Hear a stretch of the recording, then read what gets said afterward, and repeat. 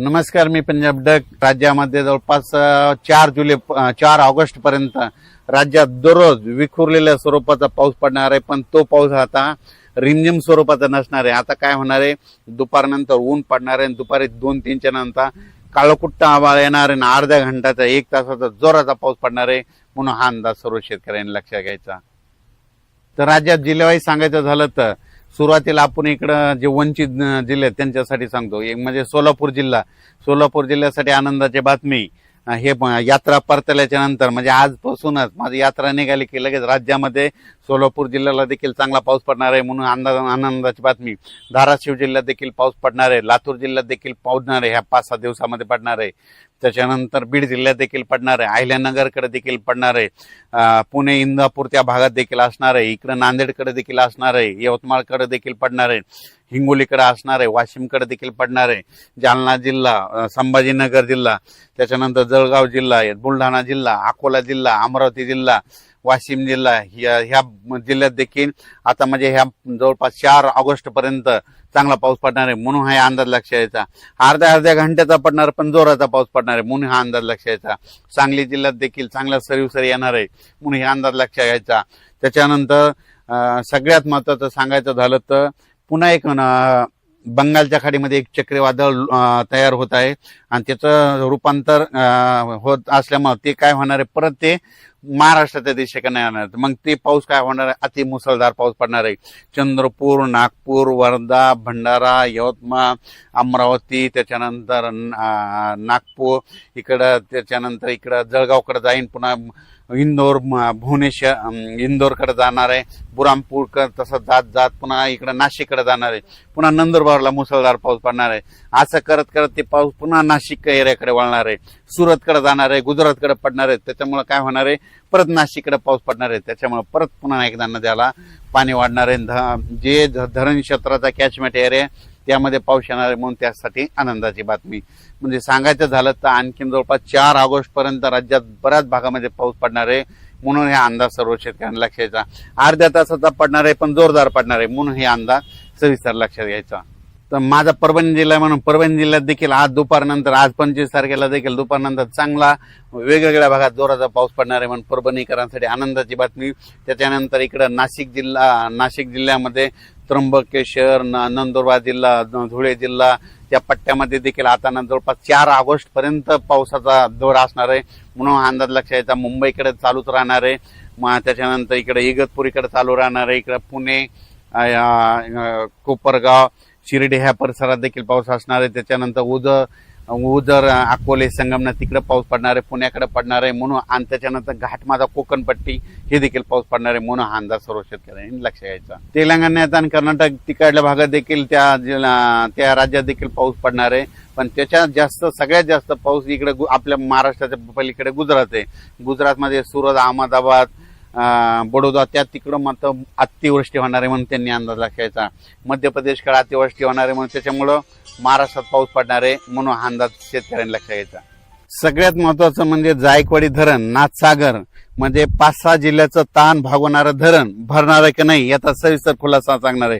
तर राज्यातल्या म्हणजे जायकवाडीचे जे धरण आहे, तर जायकवाडी धरणाची आज टक्केवारी तुम्हाला एक सांगू इच्छितो. आज राज्याची टक्केवारी जवळपास आता 41% गेलंय. तर माझा तरी अंदाज आहे ह्या म्हणजे 4 ते 5 दिवसामध्ये 55% जाणार आहे.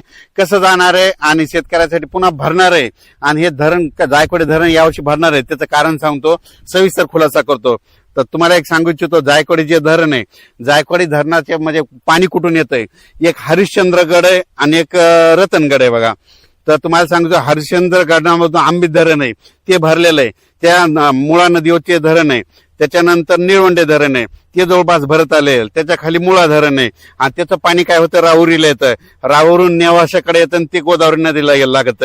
त्याच्यानंतर रतनगड आहे, रतनगडमध्ये प्रवरा नदी तिथून उगम पावती, तिथं काय होतं, भंडारा धरण आहे, ते भंडारदारा देखील भरलं, तिचं पाणी निळवंडेला येतं, निळवंड्यातून आढळायला येतं, हे आढळा निळवंडे आणि त्याच्या बाजूचे छोटे छोटे सगळे जे धरण आहेत हे सगळे भरलेत.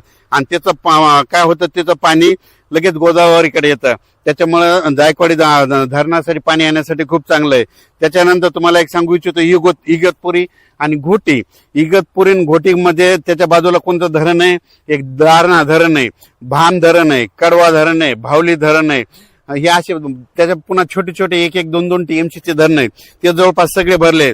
आणि त्या ते जे दारणा धरण आहे त्याचं पाणी काय होतं, तिथं नांदूर मधनेश्वरला येतं. मग नांदूर मधनेश्वरला तिथं गोदावरी नदी आहे. मग त्या तिथं आल्याच्या नंतर ते नांदूर मधनेश्वर भरलेलं आहे. आणि नांदूर मधनेश्वरला धरणाला पाणी कुठे येतं? त्र्यंबकेश्वरला येतं. त्र्यंबकेश्वर मग तिथं गोदावरीचं उगम स्थान आहे. मग ते त्र्यंबकेश्वरला काय झालं की त्या ठिकाणी गंगापूरचं धरण आहे. ते गंगापूरचं धरण जवळपास आता भरलेलं आहे. आता त्याचं पाणी नाशिककडे येतं, नाशिकमधून नांदूर मधनेश्वरला येतं. आणि विशेष म्हणजे हे सगळं पाणी गोदावरी नदीकडे येत असतं. पण येत असताना काय होईल तुम्हाला एक सांगू इच्छितो की येत असताना आता सध्या आणखीन आज 25 तारखेला 26 तारखेला नाशिककडं आणि त्या त्र्यंबकेश्वर भागात निपाडकडं त्या परिसरामध्ये आणखीन असाच पाऊस चालू आहे. आणि तुम्हाला सांगू इच्छितो नांदूर मधनेश्वर मधून जवळपास 50 ते 60 हजार क्युसेसनं पाणी येत असल्यामुळं आता हे जायकवाडी धरण आहे हे 41% झालंय. मी कालच म्हणलं होतं ना आजच्या वेळेपर्यंत 42% होईल, तर आता हे 42 आता दुपारपर्यंत होईल. मग त्याच्यानंतर ह्या पावसामध्ये माझा तरी अंदाज आहे 55 ते 56% जाणार आहे. पण त्याच्यानंतर काय होणार आहे, ऑगस्टमध्ये परत एकदा असाच पाऊस येणार आहे, त्याच्यामध्ये ते जवळपास 80% जाणार आहे. आणि सप्टेंबरमध्ये मात्र ते संपूर्ण जायकवाडी धरण भरून जाणार आहे.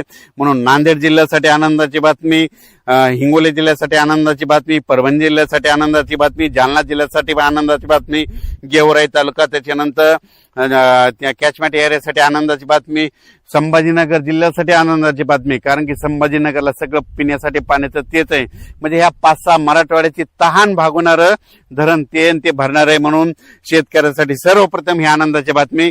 कसं भरणार आहे हे तुम्हाला डिटेल दिलं. कारण की सगळ्या ज्या प्रवारा जी नदी आहे त्या प्रवारा नदी सगळ्या ज्या नदी आहेत त्याचं पाणी सगळं गोदावरी नदीला येऊन भेटतं. त्याच्यामुळे हे धरण भरणार आहे. म्हणून सर्व शेतकऱ्यांसाठी आनंदाची बातमी. त्यातले आता आणखी जे छोटे छोटे मोठे धरण आहेत ते देखील काय होणार आहे, काही धरणं ऑगस्ट मध्ये भरतील, काही सप्टेंबर मध्ये आणि ऑक्टोबर मध्ये परतीचा पाऊस खूप पडणार आहे त्याच्यामध्ये भरणार आहेत. म्हणून सगळ्यांसाठीच आनंदाची बातमी. पण आता हे राज्यात आता हे पाऊस कधीपर्यंत राहणार आहे? आज हे 25 जुलै पासून ते 4 ऑगस्ट पर्यंत आज देखील काय होणार, असंच ऊन कडक पडणार आहे. आणि ऊन कडक पडल्याच्या नंतर काय होणार आहे, दुपारी 2:30-3च्या नंतर काळा कुट्टा आभाळ येणार आहे आणि अर्ध्या घंट्याचा 22 मिनिटाचा 15 मिनिटाचा जोराचा पाऊस पडणार आहे. आणि सगळ्या शेतकऱ्यांसाठी आनंदाचा पाऊस असणार आहे. म्हणून हे लक्षात घ्यायचा.